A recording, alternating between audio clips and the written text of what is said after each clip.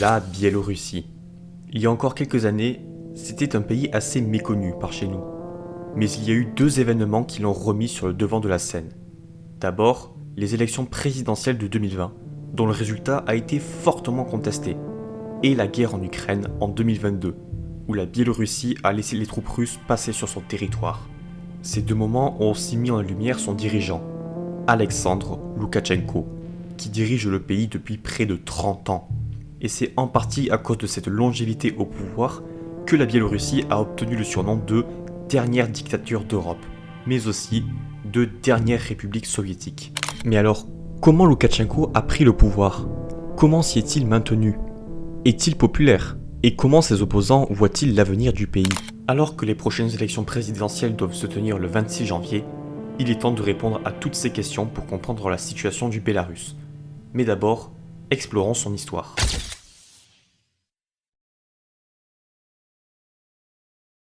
Avant de commencer, on va répondre à une question. Est-ce qu'on dit Biélorussie ou Bélarus? Eh bien en français, les deux termes sont acceptés. Mais le nom officiel du pays reste Bélarus, car le terme Biélorussie, qui signifie Russie blanche, était utilisé du temps de l'URSS, là où le terme Bélarus, utilisé depuis 1991, permet de bien faire la distinction avec la Russie. C'est pourquoi, à partir de cet instant, j'utiliserai les termes selon l'époque. La Biélorussie est donc un pays très jeune. Sa création remonte à 1918, après la signature d'un traité de paix entre l'Allemagne et la Russie. La République populaire du Bélarus est née, mais pas pour longtemps, car depuis un an, la Russie est plongée dans la guerre civile entre les partisans du tsar et les révolutionnaires bolcheviks.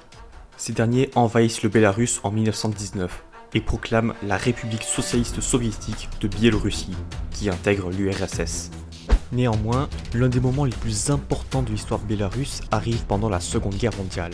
Tout d'abord, la République agrandit son territoire après l'invasion de la Pologne par l'Union soviétique et l'Allemagne en 1939.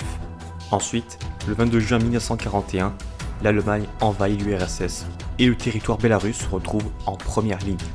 Que ce soit les combats, les massacres, les déportations, la Shoah par balle ou l'occupation, il a tout vécu en premier. Et ça a énormément marqué les Biélorusses. À tel point que, contrairement à l'Ukraine, c'est la reconquête soviétique en 1944 qui a été vue comme une libération et non l'invasion allemande. Après la Seconde Guerre mondiale, la Biélorussie gagne un siège à l'ONU pour la récompenser de sa participation à l'effort de guerre. Puis en 1991, l'URSS est dissoute. La Biélorussie devient indépendante et change de nom pour devenir le Bélarus, afin de bien se distinguer de son voisin russe. Cette dissolution s'est justement déroulée à Minsk, la capitale biélorusse. Les présidents russes, ukrainiens et biélorusses se sont réunis le 8 décembre en tant qu'État fondateur de l'URSS pour officiellement la dissoudre et la remplacer par la communauté des États indépendants. Après la démission du président de l'URSS Mikhaïl Gorbatchev le 25 décembre, le Bélarus devient officiellement un pays indépendant reconnu à l'international.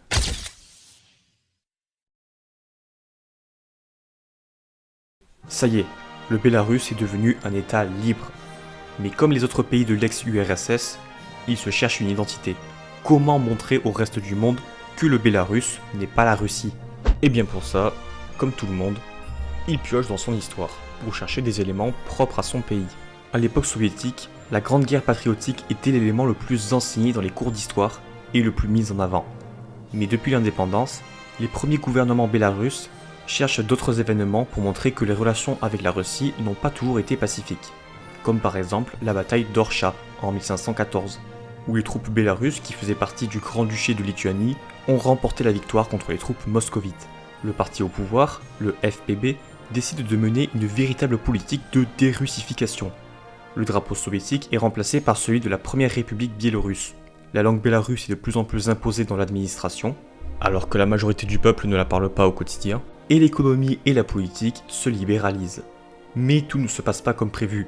Comme pour la Russie, le gouvernement maîtrise mal le système capitaliste, et les conséquences se font ressentir sur l'économie et la population. La production chute de 14% entre 1989 et 1993, les salaires de 15% et le niveau de vie aussi. La seule chose qui augmente, c'est les prix et les inégalités.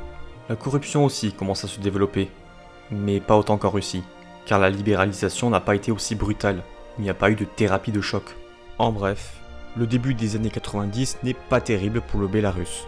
Mais la suite s'annonce bien différente, avec l'arrivée d'une nouvelle personne dans le monde politique. Cet homme, c'est Alexandre Loukachenko.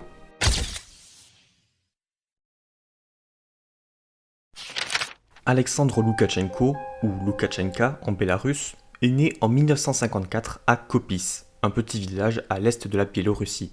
Issu d'une famille de paysans, son père a combattu les Allemands pendant la Grande Guerre patriotique, mais n'est jamais revenu. Loukachenko aidait sa mère à la ferme, et a donc travaillé physiquement, mais n'a pas pour autant négligé son travail à l'école. Il a été formé par les idées marxistes, qui ont forgé son caractère de travailleur assidu. En 1975, il obtient son diplôme d'enseignant en histoire et en sciences sociales à l'Institut de Mogilev. Puis il enchaîne différents travaux, d'abord en tant que garde-frontière pour le KGB, puis en tant qu'instructeur politique pour les Komsomol, et il servit dans l'armée entre 1980 et 1982. Ensuite, il décide de reprendre les études en sciences et économie agricole à l'Académie agricole biélorusse, où il obtient son diplôme en 1985. Ce diplôme lui permet d'être embauché comme directeur d'une ferme collective dans la région de Mogilev. Son travail acharné lui permet d'être apprécié par ses collègues et même d'être élu député au Soviet suprême bélarusse, le parlement du pays. Ainsi, en 1990, il est un politicien à plein temps. Il crée un groupe communiste pour la démocratie, pour réformer l'Union en donnant plus d'autonomie aux États le composant. Par ailleurs, lorsque le Parlement biélorusse a voté en faveur de la dissolution de l'URSS, il était le seul à s'y opposer. Après la chute de l'Union, il devient un opposant au régime en critiquant ouvertement la corruption et la bureaucratie qui vit mieux que la population. Pourtant, il est peu connu du grand public. Il a 39 ans en 1993, ce qui est assez jeune, et il a peu d'expérience politique. Difficile de comprendre comment il a pu devenir président, mais c'est pourtant arrivé. Comment ? C'est simple. Cette année-là, Loukachenko, qui était président du comité anticorruption, a révélé la corruption de 70 hauts responsables du gouvernement, dont le président Stanislav Tchouchkevitch, qui se retrouve forcé de démissionner. Une élection présidentielle est prévue pour 1994. Pour être candidat, il faut au moins 70 signatures de parlementaires, ou celles de 100 000 citoyens bélarusses. Ainsi, le jour de l'élection, les citoyens ont le choix entre 6 candidats, dont l'ancien président. Les résultats sont les suivants. Loukachenko est en tête, avec 45% des suffrages, suivi par Vyacheslav Kievitch, avec 17% des voix, qui s'affronteront au second tour. Le 10 juillet, Loukachenko est élu avec 80% des voix, sans qu'aucune fraude n'ait été dénoncée à l'international.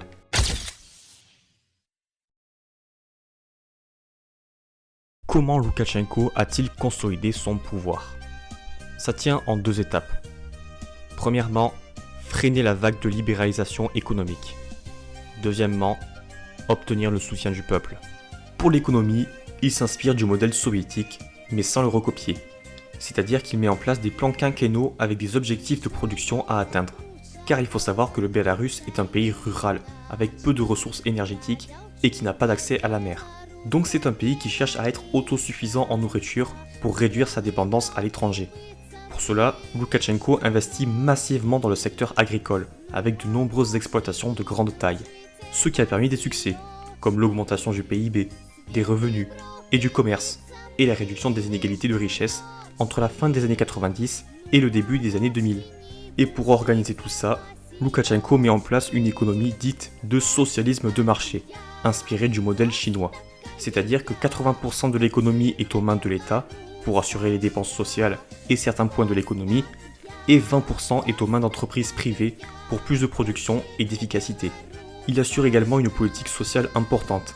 Il double le salaire minimum, l'éducation est gratuite, la retraite est à 60 ans pour les hommes et 55 ans pour les femmes, les congés maternité, l'assurance chômage et l'accès à la santé sont garantis pour tous. Un point très important depuis la catastrophe de Tchernobyl dont le pays a été très touché. Pour la politique, Loukachenko décide de ne pas s'appuyer sur le Parlement, mais sur la population, via des référendums.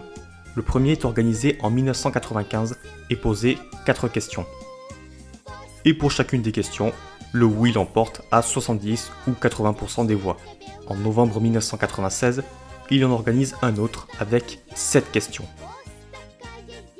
Seules les 2 premières sont approuvées, les autres ont été rejetées. Et ce sont ces référendums qui ont permis à Loukachenko de mettre en place sa politique et d'avoir ses premiers opposants qu'il accuse de vouloir ressusciter l'URSS, voire de laisser le pays être annexé par la Russie. Au début, ces oppositions sont minoritaires. Mais pour combien de temps ?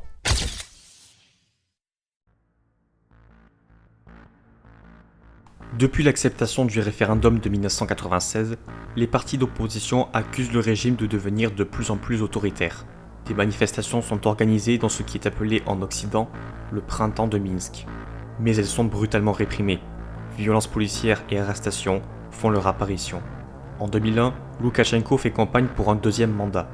Face à lui, deux candidats, Sergueï Gaïdoukevitch, chef du parti libéral-démocrate, et Vladimir Gontcharykh, chef de l'opposition unie. Loukachenko est réélu dès le premier tour avec 75% des voix. L'opposition accuse le président d'avoir truqué les résultats et manifeste. En réaction, Loukachenko accuse l'opposition d'avoir été sous influence de l'Occident, après que la police ait trouvé que le site internet de l'opposition était enregistré à une adresse au Texas. Le président interdit également certaines manifestations, et des étudiants y ayant participé sont exclus des universités. Loukachenko reste donc encore au pouvoir. Et pour longtemps. Car en 2004, un nouveau référendum est soumis à la population pour savoir si elle souhaite supprimer la limite des 2 mandats présidentiels. Et le peuple accepte à 89%, avec une participation à 90%. Ainsi, il peut se représenter encore en 2006. Et c'est ce qu'il fait. Et sans surprise, il est réélu avec 82% des voix. Ses opposants manifestent une nouvelle fois. Entre 15 000 et 25 000 personnes protestent contre une élection qu'ils considèrent comme truquée. C'est la révolution en jean. Cette fois, l'Occident réagit en ne reconnaissant pas les résultats et en interdisant à Loukachenko de séjourner dans l'Union européenne. Malgré sa victoire contre les partis d'opposition, le président ne peut ignorer le fait que l'opposition populaire s'est renforcée. Et ce schéma se reproduit à chaque élection. En 2010 et en 2015, il est à nouveau réélu avec 80% des voix. Même aux élections législatives qui suivent en 2016 et 2019, les partis d'opposition perdent leur siège. En bref, la réélection de Loukachenko n'est plus une surprise depuis longtemps. Donc on peut se dire que pour les élections présidentielles de 2020, tout est déjà joué. Sauf que non. Cette fois, il s'est passé quelque chose d'exceptionnel. Car bien que Loukachenko ait été réélu avec 80% des voix, les Bélarusses ont massivement protesté contre les résultats. Et on ne parle pas de 10 ou 20 000 personnes, mais de 100 000 personnes. Les revendications sont les suivantes. La fin des violences policières, la libération des prisonniers politiques et la démission de Loukachenko. Car selon les analyses indépendantes, Loukachenko n'aurait obtenu que 13 à 18% des voix, face à la candidate de l'opposition, Svetlana Tikhanovskaya, qui serait élue, mais elle a été expulsée du pays. Les 3 premiers jours de manifestation ont donné lieu à plus de 7000 arrestations et 450 actes de torture. La crise politique s'est arrêtée, mais au bout de plusieurs jours, après un écrasement des protestations. Mais pourquoi l'opposition à Loukachenko a-t-elle explosé à ce moment-là ? Eh bien c'est dû à plusieurs choses. Pour commencer, les opposants reprochent à Loukachenko de vouloir recréer l'URSS ou de voir le pays annexé par la Russie. Que ce soit la fin de la libéralisation de l'économie, le rapprochement diplomatique avec la Russie, les tensions avec l'Union européenne ou encore le changement du drapeau national, les opposants sont inquiets pour l'avenir de leur pays. L'ancien drapeau blanc et rouge est même devenu le symbole de l'opposition. Également, si la politique économique de Loukachenko était performante dans les années 90 et 2000, ce n'est plus le cas depuis quelques années. Les services publics, tels les études supérieures ou la santé, commencent à devenir payants et moins efficaces. Les entreprises sont déficitaires et la lutte contre la corruption, principal argument de campagne de Loukachenko, est en baisse constante. Il y a aussi le fait que la politique sanitaire du Bélarus pendant la pandémie de Covid-19 était désastreuse, puisque Loukachenko ne croyait même pas à l'existence du virus. Résultat, plus de 7000 décès pour un pays de moins de 10 millions d'habitants. Et puis 30 ans au pouvoir, c'est trop. La politique de Loukachenko se base sur la nostalgie de l'URSS, sauf qu'une nouvelle génération ne l'ayant pas connue est née et a grandi, et elle rêve de démocratie, mais à l'occidentale. Mais si le président a tenu, c'est parce qu'il y a un allié très important à côté de chez lui, la Russie.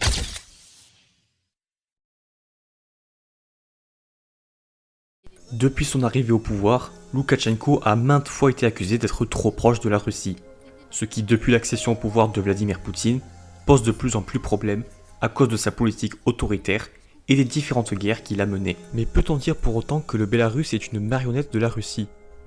Pas tout à fait. En fait, si la Biélorussie est aussi proche de la Russie et non de l'Europe, c'est pour plusieurs raisons. Pour commencer, le Bélarus est entièrement dépendant de la Russie pour se fournir en gaz et en pétrole. Et Loukachenko souhaite maintenir des avantages commerciaux, des tarifs réduits et une politique de libre-échange. Cette coopération économique s'explique aussi par le fait que la minorité russe du Bélarus est la plus nombreuse, et parce que les deux États font partie de la CEI. Cependant, cette coopération n'est pas sans désaccord. Là où le Bélarus a une économie sociale, celle de la Russie est plus libérale. Malgré cette opposition, la Russie a besoin de Loukachenko pour servir d'état tampon entre elle et l'OTAN. Et c'est pour cela que Poutine continue de reconnaître Loukachenko comme président légitime et qu'il lui a même prêté 1,5 milliard de dollars après les manifestations de 2020. Mais la question que tout le monde se pose, c'est: est-ce que ces deux pays veulent vraiment fusionner? Eh bien, c'est un projet qui a été pensé depuis la fin des années 90. Mais les désaccords avec Poutine ont mis fin au projet. Du moins, pour Loukachenko. Car la possibilité d'une annexion du Bélarus par la Russie est envisageable. Mais en octobre 2024, Loukachenko a annoncé qu'il est prêt à entrer en guerre pour s'y opposer. Il veut s'y opposer. Mais le peut-il? Car depuis le 24 février 2022, la Russie qui a envahi l'Ukraine est passée par la Biélorussie avec son autorisation. Le pays a dû fermer ses frontières et décide de ne pas participer à l'invasion tant qu'il n'est pas attaqué. Mais il appelle à stopper le conflit, ce qui n'a pas empêché l'Occident de lui appliquer les mêmes sanctions économiques qu'à la Russie.